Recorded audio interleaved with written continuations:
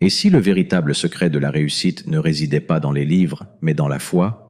Imaginez-vous une élève, parmi les milliers, qui parvient à décrocher la meilleure moyenne au baccalauréat, un exploit inouï, souvent attribué à des années de travail acharné. Mais derrière ce succès, Ronak Zani a découvert une vérité qui va bien au-delà des équations et des dates historiques. Un secret qui, non seulement change sa vie, mais pourrait aussi bouleverser la vôtre. Est-ce la technique d'étude parfaite? Ou est-ce une révélation spirituelle, un appel plus grand à l'éveil de la conscience? Ronak Zani, une élève parmi tant d'autres, qui, au quotidien, affrontait les défis des études et les pressions sociales, avait toujours cette flamme intérieure qui ne s'éteignait jamais. Ses journées étaient remplies de révisions, de doutes et parfois de découragement. Elle vivait entre la recherche de la perfection et l'acceptation de ses imperfections. Pourtant, au moment où tous les regards étaient tournés vers les résultats du baccalauréat, ce fut une surprise de taille. Ronak n'était pas seulement parmi les meilleurs, elle était la meilleure. Une moyenne exceptionnelle, un exploit presque surnaturel, alors que tant d'autres avaient échoué ou se contentaient de résultats moyens. Le monde la félicite, et ses proches la regardent avec admiration, mais dans son cœur, quelque chose lui dit que cette réussite ne venait pas seulement du travail acharné. Ce succès, qui semblait être le couronnement d'une vie de révision, cache une vérité plus profonde, invisible pour ceux qui ne cherchent qu'à comprendre le monde par les chiffres et les récompenses. Une vérité que seul un esprit éveillé peut entrevoir. Un éclair de lumière, un signe d'Allah. Ce que beaucoup ignoraient, c'était l'élément fondamental qui nourrissait réellement sa force. Ronak n'avait pas simplement une méthode d'étude inflexible, ni une discipline stricte qui la poussait à étudier sans relâche. Non, son véritable moteur était d'un tout autre ordre. Elle le confie avec une humilité surprenante. Ce n'est pas mes livres, mais ma foi qui m'a porté. Chaque moment de doute, chaque nuit passée à réviser jusqu'à l'épuisement, elle les a vécus non seulement avec une volonté de faire, mais aussi avec une foi inébranlable en Allah. Sa réussite ne résidait pas uniquement dans son intelligence ou sa capacité à mémoriser, mais dans cette connexion profonde avec le divin. Chaque épreuve traversée, chaque obstacle surmonté, elle le voyait comme un test, une épreuve que seul Allah pouvait l'aider à surmonter. C'était un savoir qui dépassait les simples connaissances terrestres. Ronak savait que chaque effort qu'elle fournissait, chaque chapitre qu'elle lisait, était en réalité une prière silencieuse, un appel à Allah pour qu'il la guide et l'éclaire dans ses choix. Ainsi, ce n'était pas une simple réussite scolaire, mais un cheminement spirituel profond qui l'avait mené jusqu'à ce sommet. Au début, Ronak pensait que la clé de son succès résidait dans une organisation parfaite, une routine bien rodée, où chaque minute était dédiée à la révision. Ses carnets étaient remplis de plans et de stratégies, chaque sujet bien défini, chaque horaire respecté à la lettre.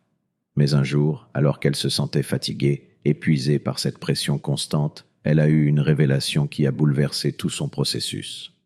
Elle se rendit compte que tout ce travail, aussi rigoureux soit-il, ne suffirait pas sans la connexion intérieure, sans cet espace de calme où elle pouvait entendre la voix d'Allah. C'est dans ces moments de prière, chaque matin, avant d'ouvrir ses livres, qu'elle puisait réellement son énergie.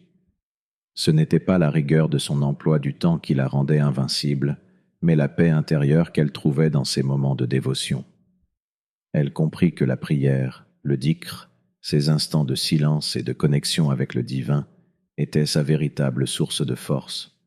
Ainsi, l'acte d'étudier n'était plus une simple tâche académique, mais un acte spirituel, un chemin vers la lumière, guidé par sa foi. Elle vivait chaque révision comme une quête spirituelle, un moyen de renforcer son lien avec Allah. Ronak ne se contentait pas d'être une élève accomplie, elle avait compris que la véritable réussite ne résidait pas dans les honneurs et les récompenses matérielles. Pour elle, chaque étape de son parcours scolaire était une occasion d'élever son âme. Là où beaucoup cherchaient la reconnaissance des autres, Ronak cherchait à plaire à Allah. Dans chaque geste, chaque mot, elle laissait sa conscience spirituelle la guider, transformant chaque défi en une opportunité de grandir intérieurement. Lorsqu'elle se retrouvait face à une difficulté, elle ne se laissait pas seulement guider par ses compétences, mais par sa foi profonde. Elle pratiquait le dhikr, se souvenant d'Allah à chaque instant, et ses prières devenaient des moments de gratitude, où elle remerciait le Tout-Puissant pour chaque épreuve, chaque obstacle, chaque bénédiction. Cette gratitude n'était pas un simple acte de politesse, mais un moyen de transcender la notion même de réussite. Pour Ronak, la véritable victoire n'était pas d'être la meilleure parmi les autres, mais de réussir à vivre sa vie en pleine conscience de la présence divine. Son histoire n'est donc pas seulement celle d'une bonne élève, mais celle d'une âme qui a trouvé sa paix intérieure dans l'acceptation du divin à chaque moment de sa vie. La plus grande révélation que Ronak partage avec nous n'est pas simplement la manière dont elle a obtenu sa moyenne exceptionnelle, mais la profonde sagesse qu'elle a découverte au fil de son parcours. Elle nous invite à réfléchir sur cette vérité essentielle. Tout ce que tu as, tout ce que tu es, c'est la grâce d'Allah. Cette phrase résonne profondément car elle nous pousse à nous interroger sur notre propre parcours. Combien de fois avons-nous cherché la réussite sans vraiment comprendre la source de notre force?